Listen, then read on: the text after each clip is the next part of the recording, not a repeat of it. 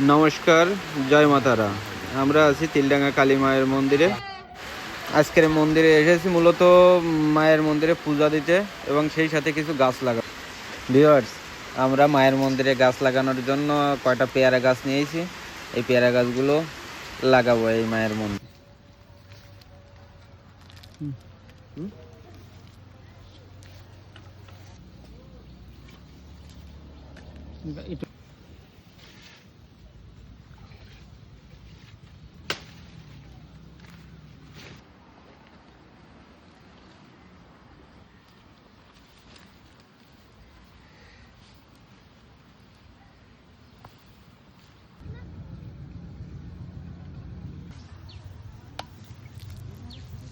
এমনি ভিজে মাটি মেলে একটা জলের দরকার না, তারপরে গাছ দেওয়ার পরে আমাকে জল দেয়, এটা আসলে কর্তব্যের ভিতরে পড়ে।